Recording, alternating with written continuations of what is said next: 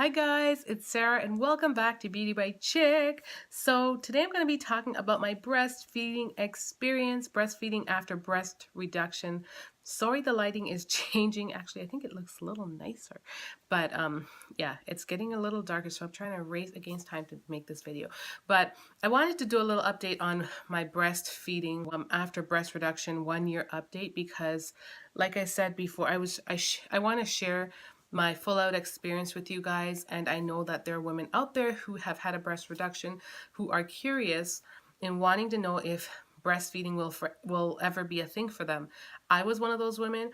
I was there a year ago and I had no clue whether or not it was going to happen, but I am here to say it is still going solid, y'all. It's going, and it's going. Like, I am so impressed at the fact that I'm still able to nurse.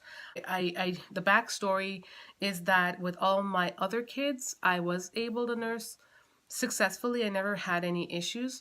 The only thing I ever ran into, as even with my first pregnancy and my last, was my milk supply not coming in fast enough. So with my first pregnancy, because my baby was born with low blood sugars, she wasn't nursing immediately, and so my milk wasn't able to come in by the time she came to nurse. And yeah, that was a bit of an issue. However, I guess because I kind of nursed until I had the next one, it wasn't that long after. Like, my milk was already there, done. It wasn't a big deal, and so forth with my third. But between the third and the last one was like a long hiatus between me having kids. It was like 8 or 9 years. So clearly my milk was all dried up, all the way up by then. My milk took a little longer to come in for my last pregnancy, but when it came in, honey, it came in and it's just flowing like the Nile River. It's just not stopping, and I am I am just like in awe at the fact that it's been an entire year and its breastfeeding has been going solid. Baby girl just turned 1, and it is her core, it's still her core thing. Like, now she's at the stage where she does eat meals and eat food, but she nurses several times a day continuously, and it's been going relatively strong. Haven't had any issues. I have endless milk, it seems. Like, I don't ever it's kind of weird because I have so much milk, but I never experience leaking.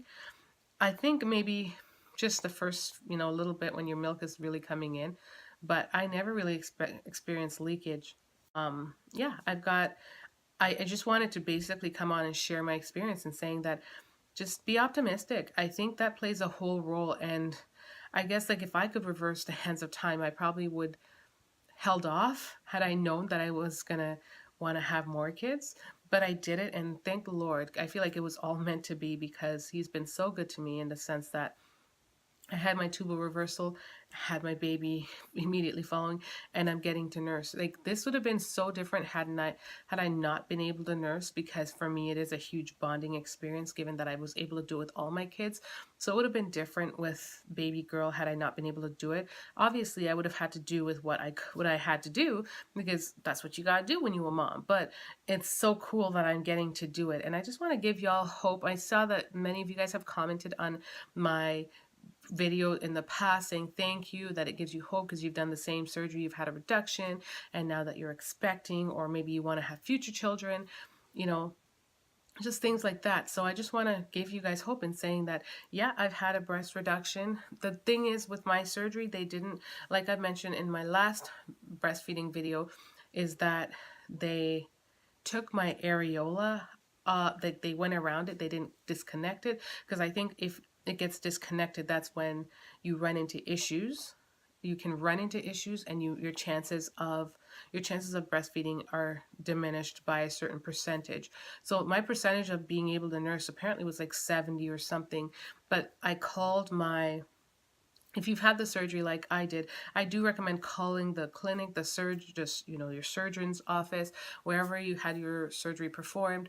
I didn't get to speak directly to my surgeon by any means. I spoke to the receptionist, who then got the details, information, and then followed up with me, letting me know that, yep, my surgeon said that he didn't remove anything, everything was kept intact, so your chances of being able to nurse should be the same as they were before, especially if you didn't have any problems. So I want to put that out there, is that if you know how your surgery went, if it's in that case, based on the little details that I just shared, perhaps like your chances are definitely higher. And I think being don't stress on it, just be hopeful and open, and just feel, just do your best to do with what you get and see what happens when the time comes.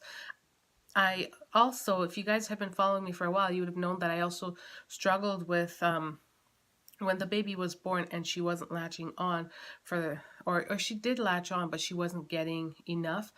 That was so discouraging, to the point where I thought, okay, my surgery definitely affected my milk supply. And my husband was like my biggest supporter at the time, because when I felt like giving up, it was him who was behind me saying, don't give up, don't give up, like, you're okay. And I'm so glad that I had him behind me, like pushing me, because if he hadn't, and I don't mean like pushing me in a harsh way in any way, but he was like very, very supportive and saying like, just okay, just try. Because I was honestly at the point of just giving up. And I'm so happy that I did that, because the fact that I did is what allowed me to get to this point. So I just want to put that out there, just in case you are at that stage already where you have your child, and or you're just about to. I just want to say that in the case where it doesn't seem to be working out immediately, be consistent. Just persevere, do what you have to do, but don't give up on you. And even pump, do what you got to do to try to get it to work, and until you build up your milk supply, and you know you start flowing too. So don't quit, because I mean, when you do that, it's then you'll never know if you will be able to. And then now I have hopes that when, on this TTC journey that I'm on currently now, when I do get to, when I do, God willing, have another one, I will be able to nurse, because I know that I've already done it successfully. So that gives me so much hope. So I just want to share that video out there with you guys, because yeah, that's what I want to do, is to share. I want to share my experience in hopes that some of you guys, those of you who are on the same journey, can get hope. And I also love interacting with you when you come on my channel and just share your journey. And I also love to hear your comments that my video puts, gives you encouragement or puts a smile on your face, anything like that. So I'm just really enjoying putting these contents out there for you guys, because I genuinely enjoy it. So thank you so much for watching. If you love my videos, definitely share them, guys. Share them, and don't forget to give this video a thumbs up, and leave a comment down below. Doesn't matter how small, it could just be a little heart. I'm on my road to 3,000, so definitely do what you can to help me grow this channel. I would really, really appreciate it. So thank you guys for watching, and much love, guys. Bye.